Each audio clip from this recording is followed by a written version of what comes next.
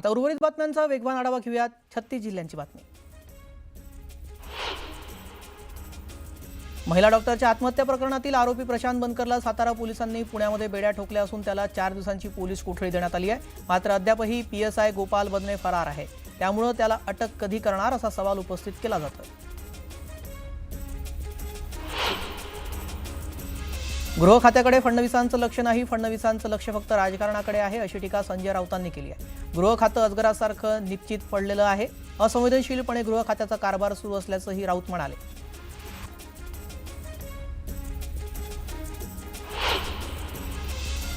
राज्यामध्ये महिला सुरक्षा वाऱ्यावर आहे. पोलीस आणि कायद्याची भीती राहिलेली नाही. पोलीस खातं विरोधकांवर लक्ष ठेवण्यासाठी ठेवलंय असा हल्लाबोल खासदार संजय राऊतांनी केलाय.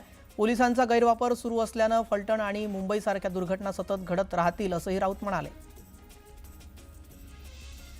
आता एक सविस्तर बातमी पाहूयात. ब्रेकिंग बातमी समोर येते. फलटण उपजिल्हा रुग्णालयामध्ये आरोग्य विभागाचं आणि पोलिसांचं पथक हे पोहोचलेलं आहे. चौकशी केली जाते आहे.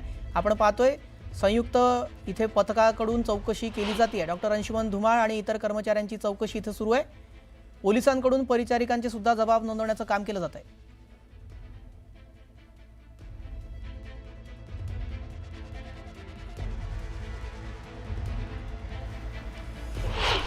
आपल्यासोबत सातारा जिल्ह्याचे जिल्हा शल्यचिकित्सक डॉक्टर युवराज करपे सर आहेत. त्यांच्याकडून या संदर्भातली माहिती घ्या.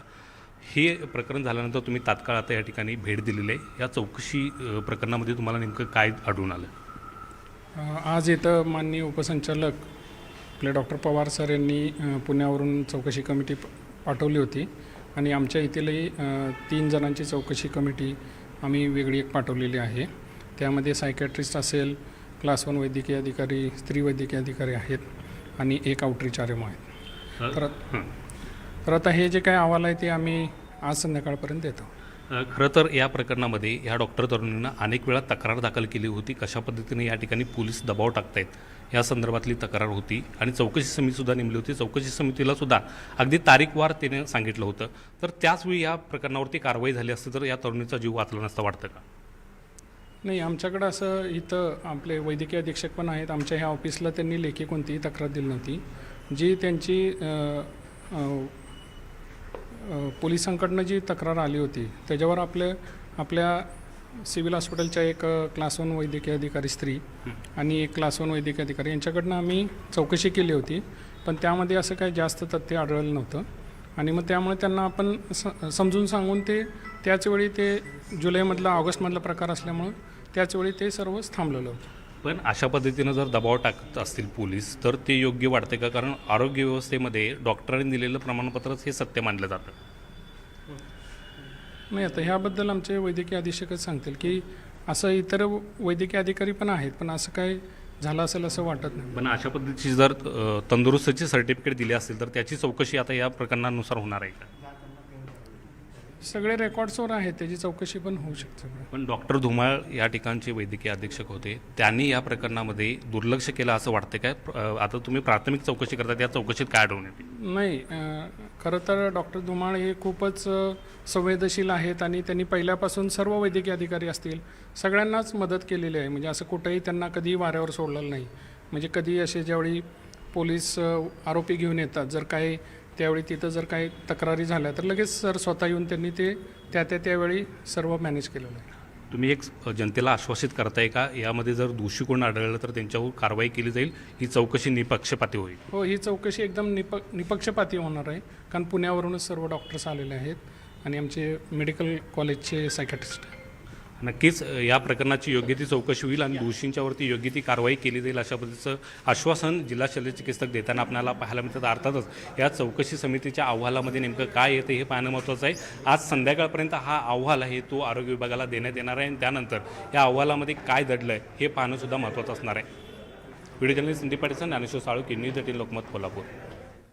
यानंतर आता उर्वरित बातम्यांचा वेगवान आढावा घेऊया. 36 जिल्ह्यांची बातमी.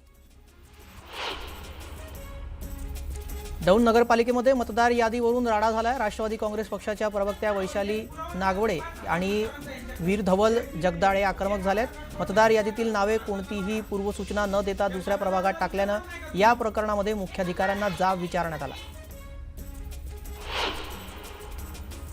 उपमुख्यमंत्री एकनाथ शिंदेंनी दिवाळीच्या शुभेच्छा देण्यासाठी पंतप्रधान मोदींची भेट घेतली. विकासाच्या अजेंड्यावर मोदींशी चर्चा केली तर भेटीमध्ये बाळासाहेबांच्या आठवणींना उजाळा देण्यात आला, असं वक्तव्य उपमुख्यमंत्री एकनाथ शिंदेंनी केलंय. नाही कसं आहे, मी दिल्लीतील भेट होती ही विकासाच्या मुद्द्यावरच होते. मात्र आपण गावी गेलो किंवा दिल्लीला आलो तरी चर्चा होतेच, असा टोला उपमुख्यमंत्री एकनाथ शिंदेंनी विरोधकांना लगावला. महायुतीतील प्रत्येक नेत्यानं महायुती जपली पाहिजे. महायुतीमध्ये मतभेद होता कामा नये याची प्रत्येकानंच काळजी घ्यावी आणि रवींद्र धंगेकरांकडे पक्षाचा निरोप गेलाय. त्यांना योग्य ती समज दिली आहे, असं वक्तव्य उपमुख्यमंत्री एकनाथ शिंदेंनी केलंय. रवींद्र धंगेकरांनी पुन्हा एकदा मोहोळांवर हल्लाबोल केलाय. याचं असं झालंय की स्वतःचं ठेवायचं झाकून आणि दुसऱ्याचं बघायचं वाकून. आपण आपल्याच प्रतिज्ञापत्रात आपल्यावरचेच गुन्हे ठळकपणे लिहिणार आणि म्हणणार आपल्यावर गुन्हा दाखल नाही, असा टोलाही त्यांनी लगावलाय. तर मोहोळांवर 6 गुन्हे दाखल असल्याचा दावाही धंगेकरांनी केला. रवींद्र धंगेकरांनी भाजपवर आरोप केलाय. विकृती वाढत चाललेली आहे आणि भाजपमध्ये दारुड्यांची संख्या ही वाढती आहे, असा हल्लाबोल त्यांनी केलाय. तर आपली कितीही बदनामी करायची तेवढी करा, अजून केली तरी हरकत नाही, पण जैन मंदिर वाचलंच पाहिजे, असं विधान त्यांनी केलं. सगळे बिल्डर मुरलीधर मोहोळांचे हस्तक असून सगळा व्यवहार संशयास्पद आहे, असा आरोप रवींद्र धंगेकर यांनी केला. जो व्यवहार झाला त्यावर मुख्यमंत्री फडणवीस अंकुश ठेवतील, अशी प्रतिक्रिया धंगेकरांनी दिली. पक्षात शिस्त असली पाहिजे. पक्षापेक्षा मोठं समजणाऱ्या व्यक्तीला इथे स्थान नाही, असा दम नाना पटोलेंनी कार्यकर्त्यांना दिला. कुणी कुणाला बोललं किंवा धमकावलं तर त्याच्या घरात घुसून मारू, असा इशाराही पटोलेंनी दिला.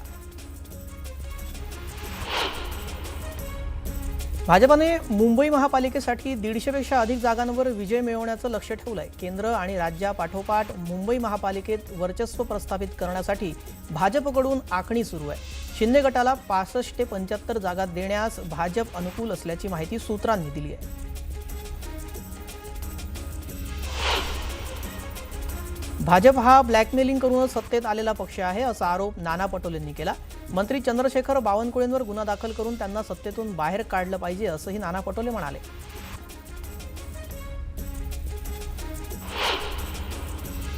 आगामी पालिका निवडणुकांच्या पार्श्वभूमीवर भंडाऱ्यामध्ये काँग्रेसच्या कार्यकर्त्या मेळाव्याचं आयोजन करण्यात आलंय. या मेळाव्यामध्ये नाना पटोलेंच्या उपस्थितीमध्ये भाजपा राष्ट्रवादीच्या कार्यकर्त्यांच्या प्रवेशानं काँग्रेसची ताकद वाढेल, असा दावा पटोलेंनी केला.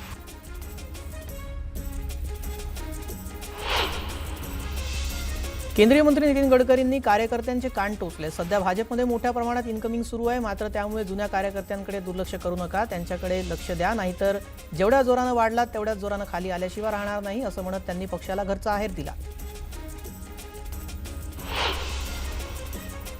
गडकरी नेहमीच कान टोचण्याच्या भूमिकेत असतात, मात्र गडकरींनी कान टोचूनही काहीच परिणाम होत नाही, कारण भाजपातील 60% लोक हे बाहेरचेच आहेत आणि त्यांचे स्वतःचे केवळ 20% लोक आहेत, असा खोचक टोला संजय राऊत यांनी भाजपाला लगावला.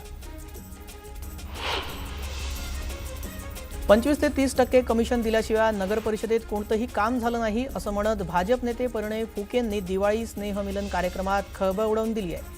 त्यात करोडोंचा घोटाळा ही झाल्याचंही त्यांनी म्हटलं. सोबतच नगर परिषदेमध्ये आपली जर सत्ता आली तर त्यांची चौकशी करू, असा दमही त्यांनी दिला. संगमनेरमध्ये आमदार अमोल खताळ यांच्याकडून दिवाळी फराळ कार्यक्रमाचं आयोजन करण्यात आलं. बाळासाहेब थोरातांचा पराभव केल्यानंतर खताळ यांच्याकडून पहिल्यांदाच दिवाळी फराळ कार्यक्रमाचं आयोजन केलं असून जलसंपदा मंत्री राधाकृष्ण विखे पाटील यांच्या उपस्थितीत हा कार्यक्रम पार पडला. राष्ट्रवादीचे आमदार जयंत पाटील यांच्या नेतृत्वाखालील असणाऱ्या जत येथील राजाराम बापू पाटील सहकारी साखर कारखान्याचे गाळप हंगाम आजपासून सुरू झाले. भाजप आमदार गोपीचंद पडळकर यांच्याकडून कारखान्याबाबत आरोप करत यंदा कारखान्याचा धुराडे पेटू देणार नाही, असा इशारा दिल्यानंतर कारखाना प्रशासनाकडून प्रत्यक्षात आज गाळप हंगामाला सुरुवात करण्यात आली आहे. नांदेड जिल्ह्यातील देगलूर येथे आज राष्ट्रवादी काँग्रेस पक्षाची सभा सुरू असताना अचानक पाऊस सुरू झाला. त्यामुळे लोकांची गैरसोय झाली. यामुळे अजित पवार यांनी आपलं भाषण आटोपतं घेतलं. मुख्यमंत्री फडणवीसांनी शक्तीपीठ महामार्गाची अलाइनमेंट बदलणार असल्याची माहिती दिली आहे. शक्तीपीठ महामार्ग कर्नाटकच्या हद्दीतून चंदगड मार्गे जाण्याची शक्यता वर्तवण्यात येते आहे. चंदगडचे आमदार शिवाजीराव पाटील यांनीही शक्तीपीठ मार्गाला समर्थन दिलंय. नाशिक त्र्यंबकेश्वर रस्त्यावर सुरू असलेल्या NMRDच्या कारवाईला तात्पुरती स्थगिती देण्यात आली आहे. स्थानिक लोकप्रतिनिधी आणि साधू महंतांनी मुख्यमंत्र्यांची भेट घेतली. त्या भेटीनंतर मुख्यमंत्र्यांनी कारवाईला स्थगिती दिली आहे.